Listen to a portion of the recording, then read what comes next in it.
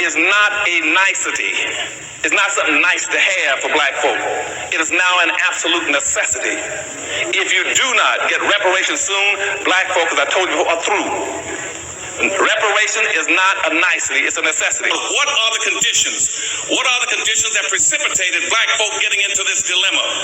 And what black labor, white wealth did, it tracked 800 years of history in very systematic terms to show you every strategy, every technique, every law, every public custom, and every public policy that was used to enslave black folk around the world and to maldistribute almost 100% of all this nation's wealth, power, resource, privileges, businesses, and controls of all levels of government into the hands of the dominant white society. And what slavery and Jim Crow segregation did with black folk, it intentionally maldistributed all the resources away from black folk and created a real-life monopoly game. Black folk in America are playing in a real-life monopoly game that you're totally ill-prepared to play and win. Peace, reparations, and segregations. Welcome to Black Star TV 2.0. It's your boy Black Star, and today I got a nice little episode for y'all. I want to kick it today with y'all about policing, funding the police, defunding the police, poverty. I want to talk about the crime statistics. I just feel like it's as though we're in a state of emergency in the United States as far as black people are concerned. Again, hold on. I want to actually say, if you're not subscribed, hit that subscribe button. Hit that like button, smash that like button, whether you subscribe or not subscribe. If you are subscribed, I appreciate the love and support. Now let's get into it, family. I want to show y'all something real quick as far as, because a lot of people always talk about the United States. We're a great country. We're one of the best countries. We always comparing ourselves to third world countries, right? Again, this is what a lot of people do, right? When they try to compare themselves to people or even just compare things in general, they always try to go with the lowest common denominator. So we'll try to compare ourselves to, the shithole countries, right? Regardless of whether they white countries or whether they, black countries, whoever, right? We always try to compare ourselves to the lowest common denominator. But when you talk about England and all these other China and things like that, the United States is actually a shitty country, right? Have one of the highest poverty rates, we have the highest incarceration rate in the world, the highest recidivism rate in the world. And I just feel as though none of this should be happening. We have some of the worst politicians. We have the worst government in the world, right? We have the worst government in the world. And I want to show y'all something real quick, because again, the reason why we have the highest incarceration rates and the highest recidivism rate is because of this right here. And let me show you something real quick before I get started. I want to show y'all, look, the U.S. poverty rate is about 12.8% and it varies significantly by age and groups. But I think it's more poor people in the country than 12%. I absolutely believe that.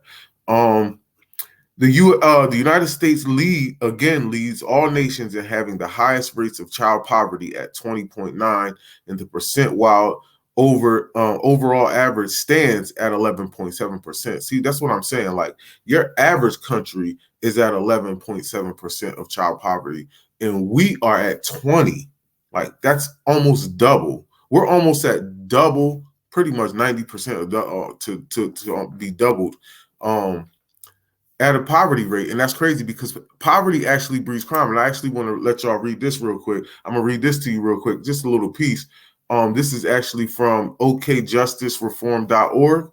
And right here in the highlighted part, it says, these fines and fees make income equality worse by attracting costs to the already lowest earners and prevents those released from prison from escaping poverty, which makes them more likely to commit both property and violent crimes. It further increases the risk of domestic violence as well. Then it says 80% of all criminal defendants in the country are already indigent, and placing enormous fines and fees on top of it creates a never-ending cycle of poverty into crime, and then upon release, straight back into poverty and thus eventually back into crime.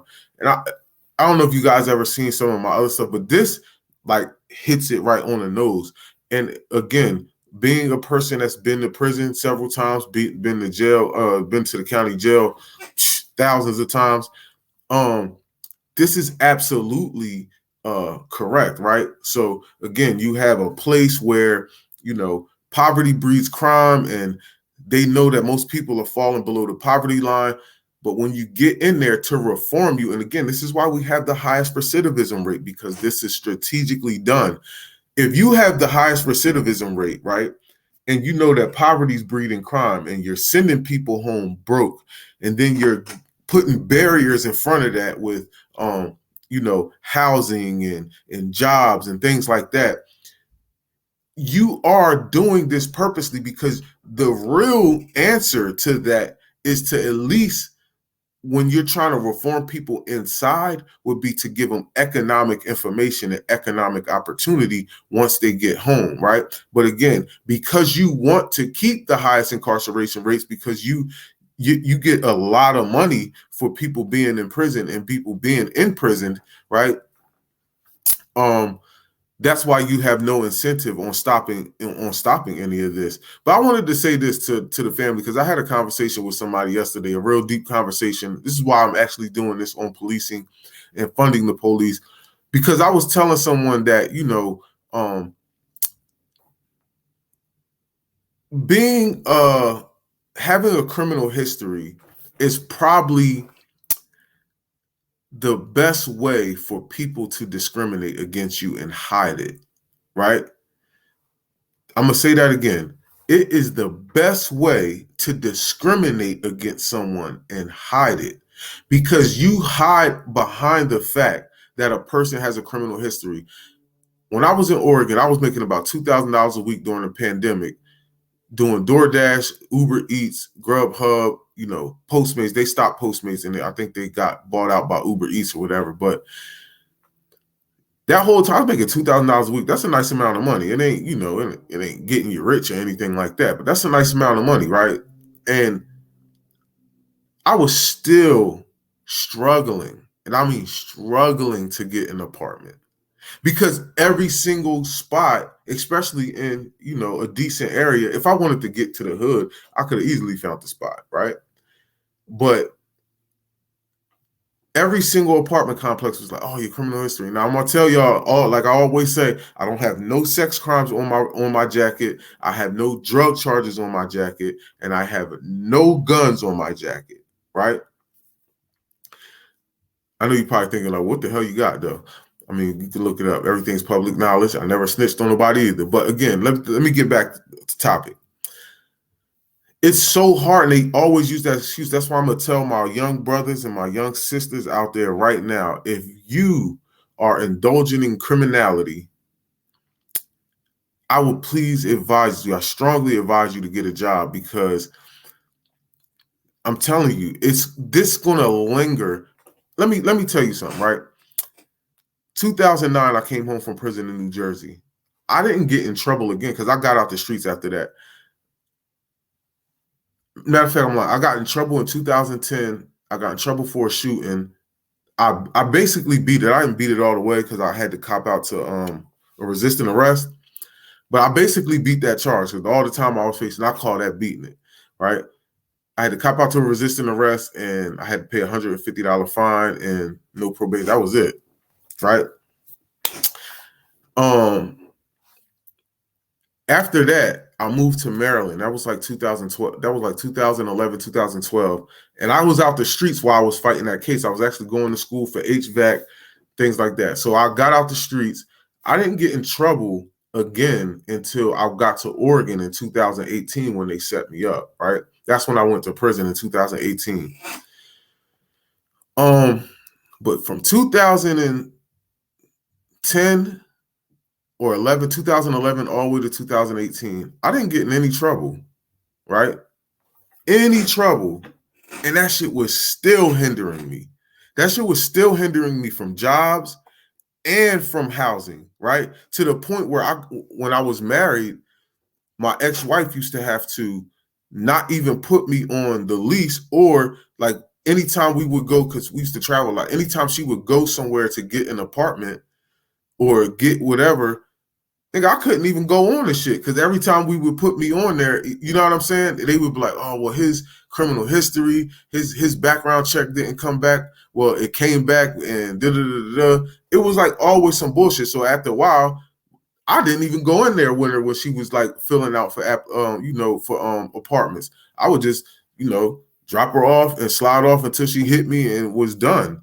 You feel what I'm saying? Because again, that shit is a hindrance, right? And again, it's purposeful, just like they're saying right here. And then I'm gonna go. It says straight back into poverty, thus eventually back into crime, because this is what they're trying to do to you. They're trying to cycle you back in. So they put up all these roadblocks. And again, you have a lot of people out there who will say, oh, my cousin got a job and they had a criminal history. Oh, my cousin had this and he did this and he did that. And again, or she did this and she did that. Everybody's situation is different. And that goes right back to what I was saying in the very beginning about how, let me go to this, about how, again, it's based off discriminatory practices.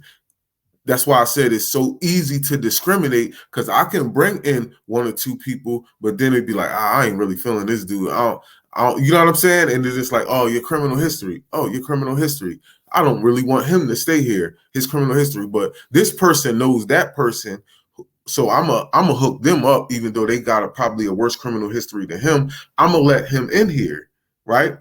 And so now this other person's not going to tell you that they got a fucking lookout from somebody else that got them in the door. They just going to tell people, oh, well, I got in there and I got a crazy criminal history, but they're not telling you that, somebody probably helped them or whatever. They don't never tell you the full story, right? So again, this is what happens. And this is why, right? We have this right here. This is what we have right here. We have the criminal crimes in 2018. Again, this is every year. And I actually wanted to show y'all something, right? So it's, as you can see, it's 7.7 million crimes in 2018. White people committed 5.3 million crimes, which is more than 50%, right? That's more than 50%. Black people committed 2.1 million crimes. That's less than 50%, right? But now when we talk about the people incarcerated, Black people are about 50% and white people are less. That doesn't make sense, or it doesn't add up. But I also wanted to do this, right? Because a lot of people talk about Black on Black crime. And yes, per capita, we do have a lot of things going on, right? A lot of murders. I mean, and I ain't even going to say a lot of murders, because this isn't a lot. 4,778, especially when everybody is always doing what they do, right? Everybody, every country, if you go to China, their statistics is heavier than ours with all of this too. They don't like to bring up other people's stuff though. They just like to talk about Black people, right? But again, you'll say, man, 5,000 murders, pretty much 5,000 on average every year, right? We pretty much got 5,000 murders on average every year. Now let's go to violent crimes, because murders is in violent crimes, right? So it's 146,734. There's about 50 million Black people in the United States. When you break that down to percentage of 146,734, that's that's 0.00293468. That's less than a percent. Less than 1%. That's less than 0.5%, because it's 0.002% of Black people are committing violent crimes, right? So we try to make it seem like this such a Black on Black crime epidemic in the United States. And again, these narratives get pushed on purpose to justify why Black people are in jail the most, why they need all this policing and things like that. And I also want to get into this as well. And I always want to show that white people, y'all are very rapey. Y'all have a very, very, very, very rapey culture. But that's neither here nor there. Let me go into this. So this was an article on moneygeek.com talking about policing and correction spending by state. And I just want y'all to know that funding the police doesn't stop crime. It's not going to stop crime. See, and again, when we go back to the poverty thing, if you stop spending so much money on police, right? If you stop spending so much money on them and you spent it with your citizens, you wouldn't have as much crime. But again, you purposely do things like you have your minimum wage low as hell, right? Right now I'm in the state of Georgia. Minimum wage is $7.25.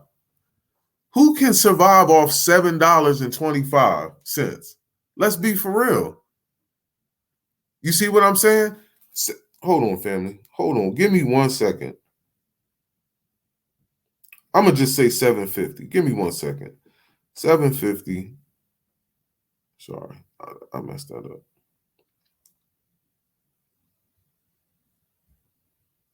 $7.50 times 40. That's $300 a week, family. We ain't even talking about taxes right now. That's $300 a week. You got eggs, damn near $7, $8 a carton. Come on, family. This is like purposely done. I was just telling somebody the other day, Apple, the company Apple is worth about $2 trillion, about almost a little over $2 trillion, maybe $3 trillion, right?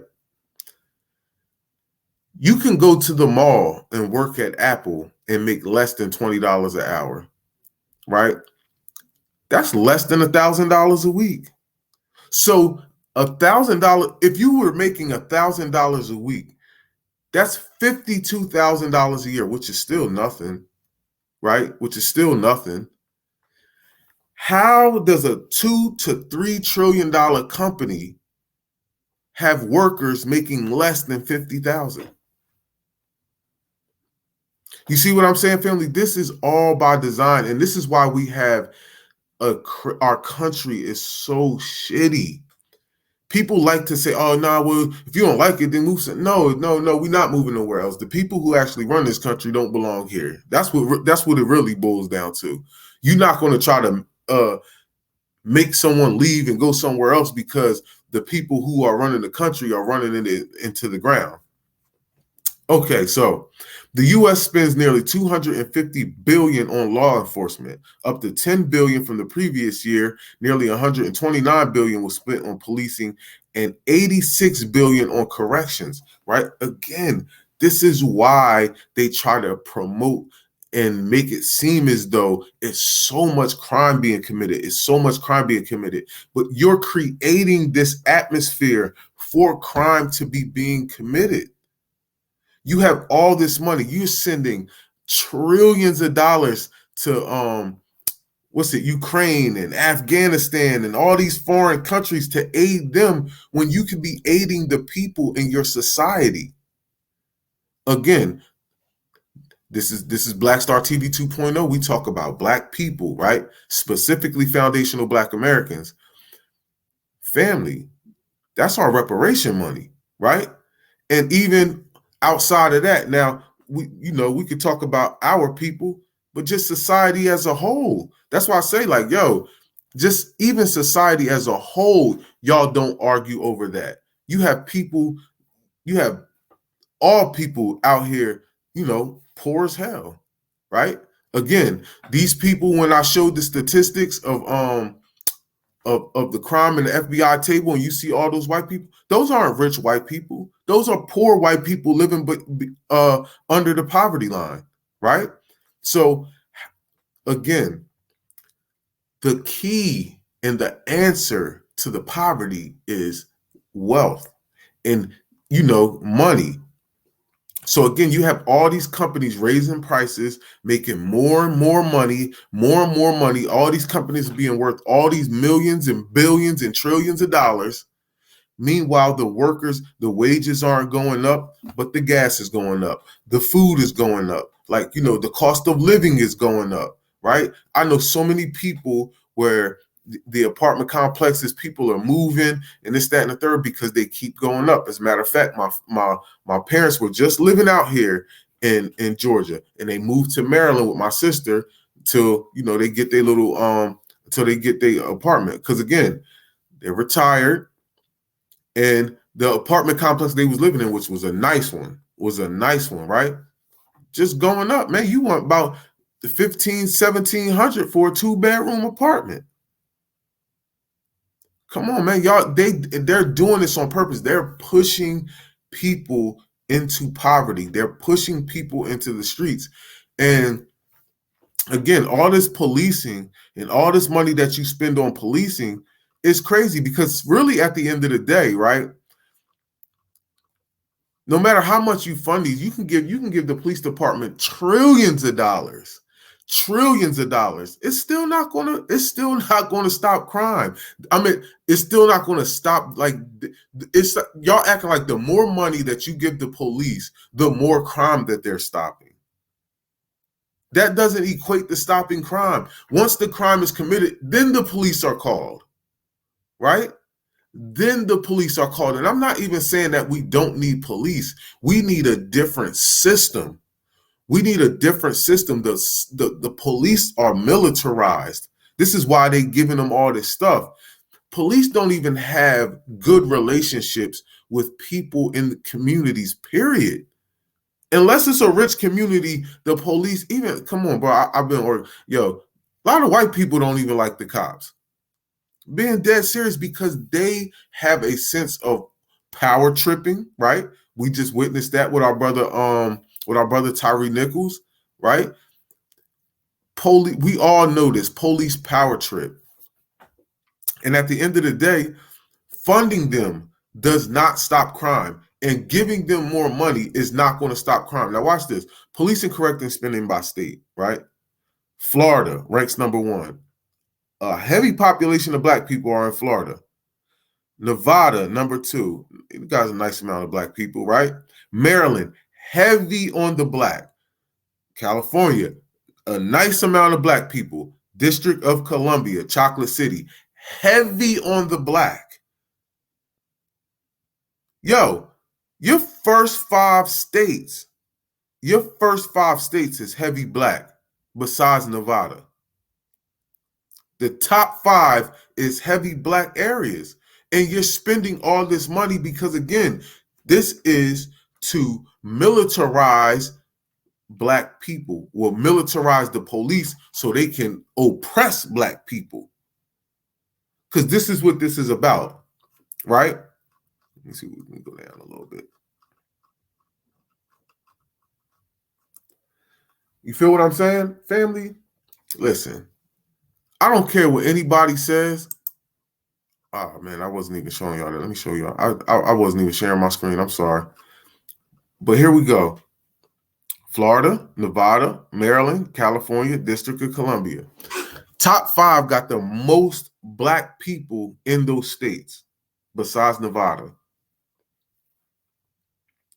You see what I'm saying, family? So listen, at the end of the day, just because the police get funded doesn't mean crime is going to stop. Again, the crime is committed, then the police come. You acting like because you're giving them money, like they're just sitting in these neighborhoods, just stopping crime from happening. It doesn't happen like that. It doesn't work like that.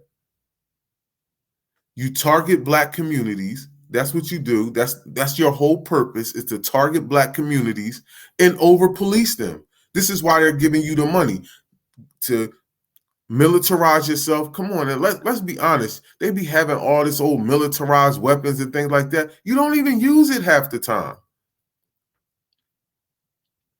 You don't even use it. You kill unarmed civilians. You never kill the dudes who like really putting in that work. The killers, they always in jail unscathed from the police. They might have, war wounds from dudes in the street. They ain't got war wounds from the police who locked them up. Police who locked them up ain't coming. You feel what I'm saying? Yo, I was talking about that one day. I was like, yo, when they grabbed AR Ab and like Skinny Me and all them dudes from Philly that was like, part of that OBH thing, when they locked them up, police wasn't shooting at them. Yeah, see, people that bust that hammer, police ain't shooting at you because they know damn well it's going to be an option of you getting your head bust. So again, this whole militarized police and funding the police, it's crazy, family. We can't keep going with this type of atmosphere in a society, dog, where you have Black people being locked up the most. We're not even committing most of the crimes. We're committing less than 50% of the crimes. You have another race committing over 50% of the crimes, and they're less than 50% of the jail population, bro. That's crazy. That's crazy. And then we keep talking about all this fund the police, and that's why I say at one point they was talking about defund the police when that thing with George Floyd happened. But see, as things got, as things died down, they went back to fund the police, fund the police. Like, no, we're not funding the police. The police don't need funding. How does funding the police, decrease the crime rate? Answer that question. How does defunding the police, how does funding the police decrease the crime rate? Family, make sure you hit that subscribe button and that like button, family, and drop some comments in the comment section because, listen, again, I always love for people to comment. I just tell you right now, don't come for me in the comments because I'm coming for you back. I'm coming for everybody in your family. I promise you. Don't disrespect me and you won't get disrespected. You feel me? And your peoples won't get disrespected because I don't play none of them games. You feel me? Go to somebody else's channel and play them games. But listen, I ain't saying you can't disagree with me. You can disagree with me all you want. Just keep it cordial, keep it respectful. You know what I'm saying? And I won't talk about no dead people in your family. Trust me.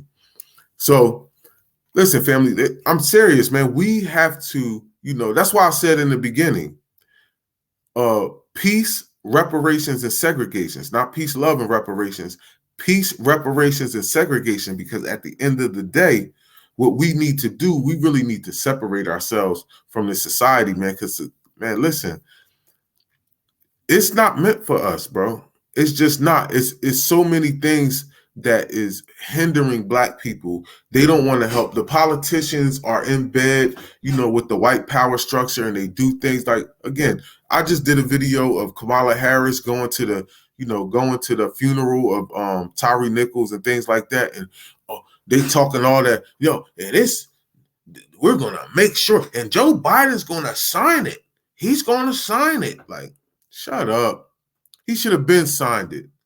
He had the House, he had the Senate, he had it to where it wouldn't have been, he didn't have to worry about anybody on the other side of the aisle, to not get it done. And he didn't do it. Now you want to do it when you don't have the House and the Senate and the Republicans is going to block you. Like, all of this stuff is purposely done. And like, Black people, we have to see through the trick bag. And another thing we have to stop doing is, if it's not like rape or somebody, violently, like truly violently abusing somebody, we got to stop talking about they got to go to jail.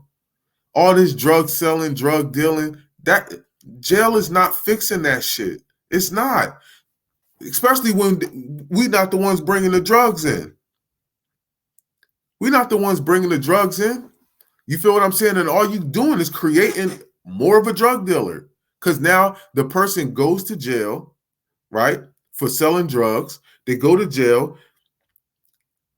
While they're in jail, they're making $1 a day, $1.40 a day, maybe less than that, right? You have to eat in there because they feeding you BS, so you usually ordering off a commissary. You can barely save any money. You got to call home. Now they got the calling cards where you got to prepay for the calling card, right? Things like that. They got it all set up for you to be broke soon as you hit the street, right? Then a person can discriminate with you with a job. A person can discriminate with you with housing. And now you right back in square one, especially if you don't have any support, a support system. And a lot of these people come from broken homes that be in prison and jail and things like that. So again, bro, it's just a forever revolving cycle that they create the atmosphere of, and then try to make it seem as though they don't know why this is going on, right?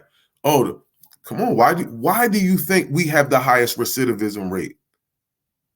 Why do you think that? All these countries, this country is so great. We have the highest incarceration rate and the highest recidivism rate. How do we have less black people? And you can't just say it's because of black people, because black people ain't committing all the crimes. I just showed you the statistics, and this is like this every single year, where white people commit more than 50% of the crimes and they're less than 50% of the jail population. And black people are committing about 25% of the crimes and they're 40 to 50% of the jail population. It's stupid. At this point, I mean, if you can't see through this and you're still talking about fund the police, why? So the statistics can get worse? So black people could be 60% of the jail population while they're committing 10% of the crimes? What are we doing? What are we doing? Family, we have to get separated, right? When we talk about Black Wall Street, we talk about all that. That was during segregation, where we was forced to build communities and buy off each other and things like that. That's why they wanted integration. It's like, bro, they building up too much. They building up too much. We have to integrate them. We want to integrate them into our society so then we can deny them of things. And you feel what I'm saying? Come on, bro. This is exactly how that shit worked. This is exactly how it worked. And again, shout out to our ancestors, right? Because they didn't really know any better.